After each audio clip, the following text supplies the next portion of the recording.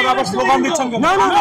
আপনাদেরকে প্রথমে সতর্ক করছে, আপনাদের ভিতরে ওরা ঢুকে যাচ্ছে, আপনারা আবার আমাদের বিপক্ষে স্লোগান মারতেছেন। সুন্দর করে যদি আন্দোলন চালাতে চান সুন্দরভাবে থাকবেন, উল্টাপাল্টা স্লোগান দিলেন দাঁড়াতে দেবেন। আজকে অলরেডি মিক্স হয়ে গেছে, আপনারা যদি কালকে আবার আসেন আমরা সুন্দর জায়গা করে দিব। আজকে আপনাদের ভিতরে ওরা মিক্স হয়ে গেছে ভাই, চিনতেছি না কে কোনটা, সমস্যা হয়। ওরা আপনারা আপনাদের মধ্যে যদি আজকে শেষ করে দেন সবচেয়ে ভালো হয়, ভুল বোঝাবুঝি হবে না।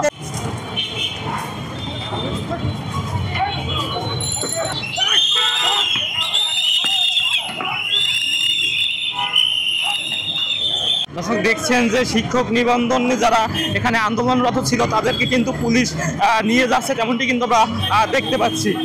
গত মার্চের আন্দোলনে আমরা 17 দিন আন্দোলন করেছিলাম। সরকার বলেছিল জুন জুলাই মাসে আমাদেরকে এমপি মুক্তি করা করবে। আমাদের বর্তমান সরকার আমাদের শিক্ষা উপদেষ্টা আমাদেরকে প্রতিশ্রুতি দিয়েছে, 3 মাসের বেশি সময় অতিবাহিত হয়েছে, ওরা আমাদের বিষয়ে কোনো অগ্রগতি দেখতে পাচ্ছি না। আমরা বারবার যোগাযোগ করছি, ওরা বলছে না। এবার শিক্ষা বাজেটে আমাদের শিক্ষা বাজেটে কোনো বাজেট নাই। কেন নাই? যদি আমাদেরকে প্রতিশ্রুতি দিয়ে কথা রাখতে পারবে না তবে কেন প্রতিশ্রুতি দিল? ধাক্কাধাক্কি করে আক্রমণ করলো, ম্যাডামদের উপরে হামলা করলো, সকল শিক্ষকের উপরে হামলা করলো এবং অকথ্য ভাষায় গালিগালাজ করছে কিছু পুলিশ।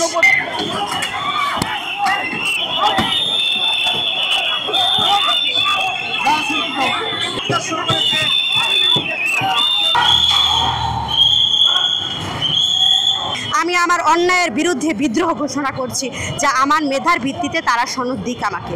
আমাদের রক্তের উপর যে শহীদের উপর যে তারা এখনো আওয়ামী লীগের দোসররা স্বৈরাচাররা যে এখনো আছে, এই পুলিশটা এটা প্রমাণ করে দিচ্ছে। এখন পুলিশ আমাদেরকে সাউন্ড গ্রেনেড ছুটছে, সাউন্ড গ্রেনেড দিচ্ছে, লাঠিচার্জ করছে, আমাদেরকে কথা বলার জল কামান দিচ্ছে, আমাদের কত ভাইকে রক্তাক্ত করেছে। আপনারা মিডিয়ারা কিন্তু প্রত্যক্ষ সাক্ষী। আপনারা আমাদের বৈষম্যের ব্যাপারটি দেখুন, প্লিজ দেখুন। আমরা শিক্ষিত জাতি, বুদ্ধিজীবী হত্যা করেন না। 1971 সালে বুদ্ধিজীবী 14 ডিসেম্বর বুদ্ধিজীবীকে হত্যা করা হয়েছিল। এখন আমরা যে বুদ্ধিজীবী কিনা আমাদের কথা কি বুঝতে পাচ্ছেন না? কেমন স্টুডেন্ট বুঝতে পাচ্ছেন না?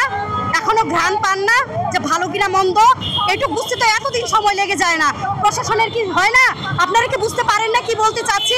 আমি কি শিক্ষক হওয়ার যোগ্য কিনা এখন সারা বাংলাদেশের মিডিয়ার সামনে আমি কথা বলছি।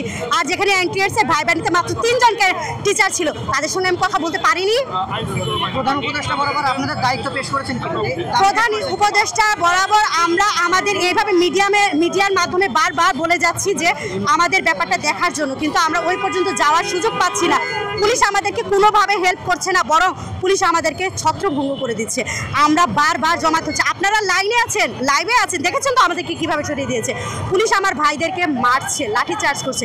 এমনকি আমি যে নারী, আমিও একটা পুলিশের লাঠি খেয়েছি। আমরা নারীদেরকে অনেককেই গ্রেফতার করা হয়েছে। দাবি না পূরণ হলে আমরা এখান থেকে যাব না। জুলাই আন্দোলনে আমরা রক্ত দিতে শিখে গিয়েছি, বুলেট মুখে ভয় পাই না। জয় হতে হলে বাংলাদেশ এখন এটা বুঝে গিয়েছে যে বাংলাদেশে সহজভাবে কোনো কিছু হয় না। বাংলাদেশে দোসররা রক্ত চায়, রক্ত ছাড়া তারা কিছু চায় না। রক্ত পেলে রক্ত পিয়াসীদের তৃষ্ণা মিটে। আমাদের উপরে পুলিশ বাহিনী লেলিয়ে দিয়ে আমাদের শান্তিপূর্ণ কর্মসূচিকে ওরা নস্যাৎ করার চেষ্টা করছে। এই সরকার শিক্ষকদের ন্যায্য দাবি থেকে আমাদেরকে বঞ্চিত করে রাখা হয়েছে।